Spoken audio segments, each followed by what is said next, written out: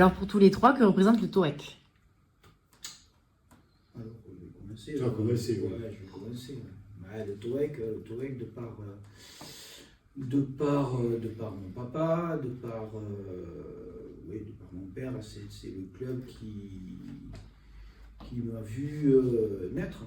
Ça, je crois que ça se figurait, puisque mon père était déjà éducateur dans ce club. Et donc voilà, j'ai le souvenir de maillots étendus sur le fil du jardin pour faire sécher les maillots, parce qu'à l'époque ça se passait comme ça. Voilà, mes mercredis étaient rythmés par les entraînements, les week-ends étaient rythmés par les matchs. Voilà, on parlait rugby. La voiture était pleine de copains qu'on ramenait chez eux, qu'on amenait au terrain. Enfin, le TOEC, ça a été une grande partie de ma et de notre jeunesse. Tout à fait. C'était le... Et je veux dire, l'appartenance à un club à cette époque-là était plus forte, je crois, qu'elle l'est aujourd'hui. Puisqu'aujourd'hui, avec le professionnalisme, les mecs se déplacent plus facilement, plus rapidement de club à un autre. Même maintenant, en milieu de saison, ils peuvent encore changer de club. Nous, on appartenait à un club. On appartenait à un club et même c'était des rivalités. Il y avait encore cette rivalité qui n'existe plus, mais qui existait encore à l'époque un peu entre le TOEC et le Stade Toulousain. C'était les deux grands clubs de Toulouse. Et effectivement, partir du TOEC pour aller au Stade Toulousain, c'était quelque part presque... Inenvisageable. Ça a été envisagé puisqu'il y en a qui l'ont fait. Eh oui, Ça m'a valu une année de suspension, personne n'en parlait. Personne n'en parlait parce que je venais de signer au Stade Toulousain. Bon, après, quand j'étais champion de France, ils sont vite venus me demander des places pour venir en match. Jamais de la vie, jamais. Non. Non, mais c'est vrai que le TOEC, c'était le club un peu de la société toulousaine. Je dirais les employés de la ville, les ouvriers, alors que le Stade Toulousain, c'était plutôt le club des bourgeois. Et donc, c'était un peu cette rivalité qui traînait entre ces deux clubs et qu'il fallait absolument, quand on était chez les jeunes et qu'on rencontrait le Stade Toulousain, il était hors de question de perdre, bien évidemment. Donc, pardon. Vas-y. Et rivalité géographique. Parce qu'à l'époque, bon, nous, on ne l'avait pas connu, mais il y avait le terrain de Chapoux et le terrain des Ponts-Jumeaux. Ils étaient côte à côte. Enfin, il y avait qu'un bras de Garonne qui les séparait. Et il n'y avait pas la rocade encore à l'époque, etc. Donc, il y avait en plus une rivalité géographique. Il faut savoir que si le TOEC jouait à domicile et le stade aussi, à 10 minutes de la fin, les supporters du stade traversaient les ponts jumeaux pour aller voir au-dessus du grillage si le TOEC avait perdu, en espérant qu'ils aient perdu à domicile. Et pareil pour les supporters du TOEC qui faisaient les meilleurs. Donc tout ça, en fait, c'est une histoire, c'est de l'histoire. Il faut comprendre aussi que derrière, on était liés d'amitié tous, que ce soit des gens, des joueurs du stade ou les joueurs du TOEC. On était tous parce que voilà, on se retrouvait et on sortait bien ensemble. Enfin, mais c'est vrai qu'il y avait cette notion de rivalité qui existe beaucoup moins aujourd'hui. c'est-à-dire qu'aujourd'hui, il y a une mutation du joueur de rugby. Le joueur de rugby, il attend autre chose des éducateurs, puisqu'il va devenir professionnel, il va apprendre un métier. C'est plus la même, je pense, la même réflexion que nous on avait, c'était retrouver nos potes, retrouver notre club, c'était retrouver la famille. Rue des Gestes, il y avait toutes les générations qui étaient le vendredi soir, je me souviens, il y avait des apéros terribles. Alors, rue des Gestes, c'était le siège du TOEC. Le siège du TOEC. Et donc on se retrouvait, alors qu'aujourd'hui, dans la mutation du joueur, sa pensée c'est d'être professionnel de rugby, de se préparer pour en faire son métier, et donc c'est plus la même perception de notre sport.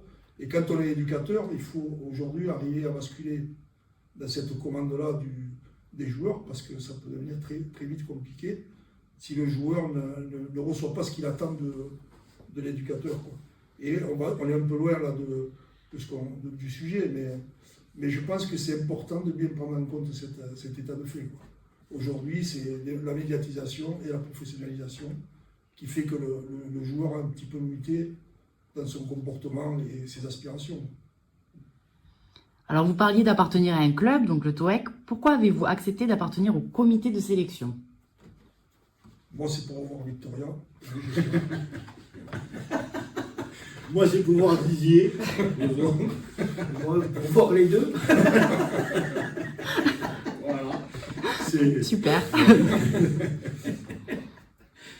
Non, parce que je pense que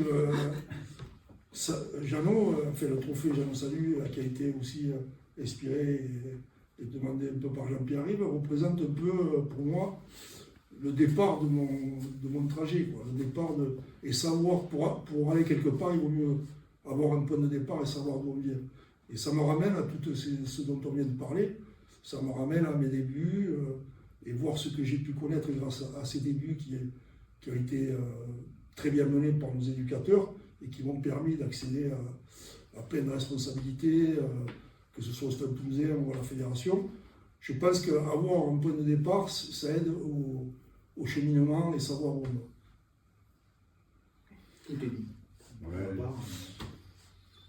Jeannot, en fait, c'est le personnage. Le trophée Jeannot Salut, on l'a dit, on va pas y revenir sans arrêt, mais c'est vrai que c'est un personnage à part, par rapport, il y en a d'autres, mais c'est quand même une figure qui a marqué le rugby dans cette génération-là. C'est un peu le Cyrano, je dirais, c'est le panache et le talent, quoi. Donc, effectivement, un trophée Jeannot Salut, ça représente quelque chose, au moins sur ces valeurs-là, quoi. Alors, on dit que le trophée Jean Salut, c'est faire la passe vers les jeunes. Quel est votre avis? C'est pas gentil, ça veut dire qu'on est très vieux. Alors pour moi, il faut qu'on identifie bien le problème, c'est qu'aujourd'hui, faire la passe aux jeunes, mais je crois aussi qu'il faut écouter les jeunes, ils ont des choses à nous dire, et ça va dans les deux sens, quoi. Pour être éducateur, je crois qu'il faut écouter ce que disent les jeunes et ce qu'ils veulent, parce qu'on a tendance à vouloir leur transmettre nos connaissances et notre expérience, mais en fait, je ne suis pas sûr que ça se transmette, ça. Ça nous sert à nous pour aider les jeunes à s'en sortir. Par exemple, aujourd'hui, faire attention à ne pas axer tout sur le professionnalisme, mais aussi à faire attention à ce qu'on fait au niveau des études, au niveau des comportements.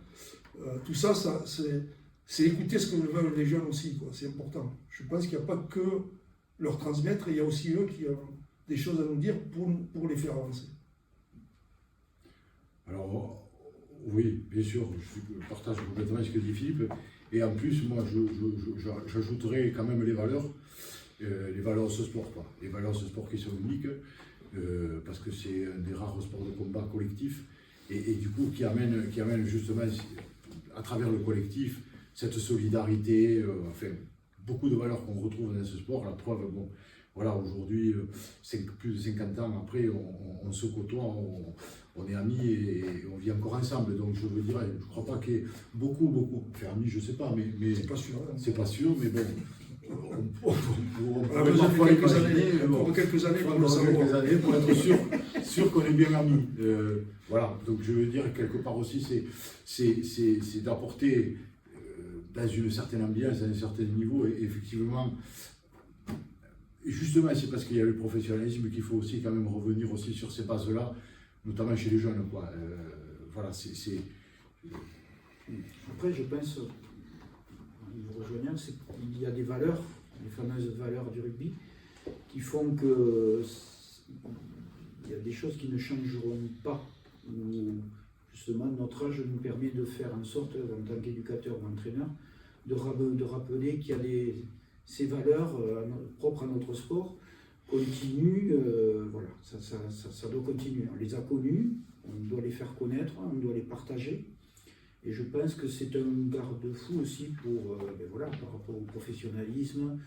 Mais il n'y a pas que ça. Il y a le rugby amateur aussi. Et nous, en tant qu'éducateurs, on est là tout simplement pour faire la fameuse passe. La passe, que je sache, depuis qu'on joue, elle se fait toujours en arrière. Et ça, ça reste quand même des gestes qui resteront. sauf si change la règle. Ouais. Ça ne sera plus du rugby comme on le connaît, mais on n'entraînera pas à ce niveau-là. Voilà, donc c'est fondamentaux. On est là pour les transmettre aussi. Et bien sûr, en s'adaptant à la nouvelle génération. Je vous remercie d'être venus tous les trois et vous pouvez faire la passe.